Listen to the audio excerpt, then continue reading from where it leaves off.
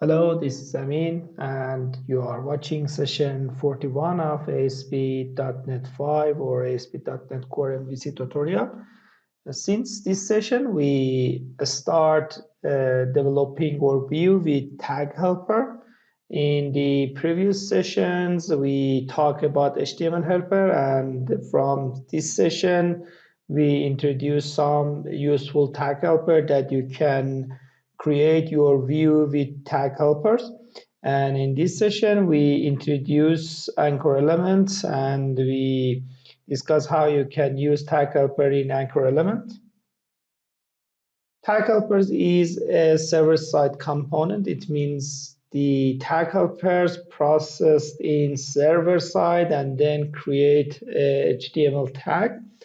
And also, if you remember in session 23, we introduced how you can use Tag Helper in your views, and we should inject and add Tag Helpers to our views. And in this session, we work more with the Tag Helpers and create our views with Tag Helpers. As I mentioned in this session, we create an anchor element with the use of Tag Helpers. And as you can see, in session 33, we create an anchor link with HTML Helper, ActionLink Html Helper. And in this session, we try to create an anchor element with Tag Helpers. Let's flip to Visual Studio and work more with Tag Helpers. This is the project that we have been working so far throughout this tutorial. And if you look at view import, you can see I already import add tag helpers to the views, and I can use tag helpers in my views as I import it from view imports. Let's go to view in cost. As you can see, I have action link, and this link return the user to a cost controller, create a strongly typed view. And in this session, I am try to create this anchor link with tag helper. I use a tag, which is anchor, and instead of href, I use asp-controller, which is a tag helper, and I use the controller that I want. And also for the action method, I use asp-action, and I use the action method that I want. And same as the regular anchor link, I can use the label that I want here back to create cost. And also I can use classes to make this anchor link more stylish. I use btn and btn primary. Let me save the project and run the project to see the result. I'm going to cost strongly typed, and here I submit the form to see the result. And here you can see I have two anchor link, one which is created with HTML helper, and the second one which has a btn class and its shape is look like a button, is created with tag helper. Both are working the same. If I click on this one, it is returned to create a strongly typed view, or even if I click on this one, I return to this one.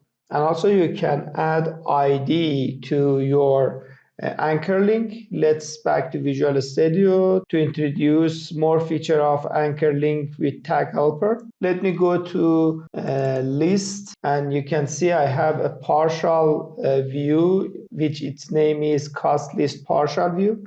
And I go to cost list partial view, and as you can see I have three anchor link here, and I want to use tag helper here, and this button should call edit inside the cost controller. Let's first go to the view and explain what we want to do there, and then we back here to update it. Let me go to cost list, and you can see I have the list of cost that I registered in the static repository, and the button is not working. But I want to modify the edit button in the situation that when I click on the edit, I can edit this record. For example, this record ID is 2, and I want to go to edit ID 2. And for this purpose, I can use tag helper. Let's back to Visual Studio. And here, instead of href, I can use asp-control for name of controller, and also asp-action for name of action method, and also asp-route-name of the route that we want to use. It is ID, and the ID is the model.id.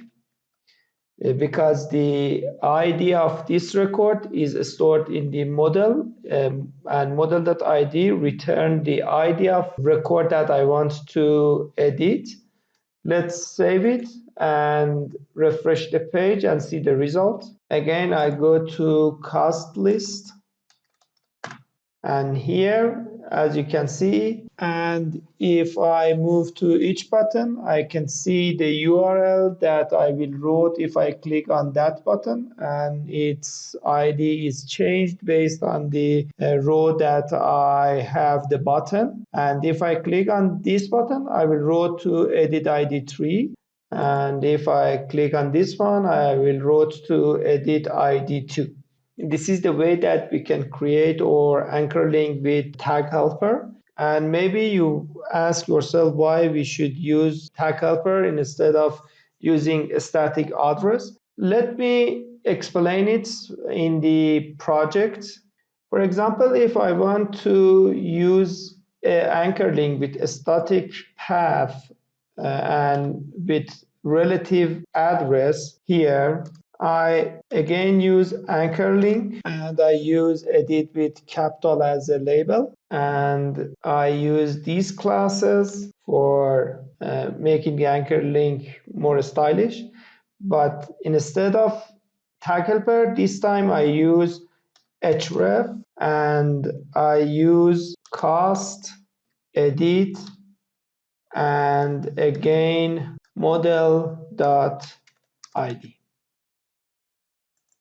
Let's check this one and see the result. It would be the same, but let me check both button, and then I will back and explain the benefit of using tag helper instead of a static address. Here you can see I have two edit buttons for each record, one with capital label and the other one with the capitalization. The first character is capital. And you can see for each record I have two anchor link for edit. One of them is created with static path, and the other one is created with tag helper. And the functionality of both are the same, as you can see here. But you imagine I deploying a web application with several controllers and action method, and it has several parts. And due to some requirements, I should do some changes inside the routing. For example, I want to add a prefix to name of controller. In this case, we want to check the behavior of these two anchor links. If you look at the startup file, you can find the routing that I have. It is the map default controller route, but if you remember, I used this routing earlier before I using the map default controller route. And you imagine I want to add, for example, golden courses before all the controller and action method name, and I save the project. And this time, if I want to go to cost list, I should add golden courses before the name of controller. But here, if you look at the view page source, you can see in the case that I use static routing, I have cost edit one, but in the case that I use tag helper, I have the pre-word that I added to my routing. And in this case, if I click on this one, I receive 404 because this path is not available anymore. But if I use the button which I use tag helper, it's still working and it routes me to the controller and action method that I want. Let me first delete these prefix that I don't need it anymore, and then comment this line. And again, I use map default controller route for routing of this project. And here, I don't need this anchor link anymore. And let me delete this anchor link which I use static routing. We proved the benefit of using tag helper instead of using a static path in anchor link with each other.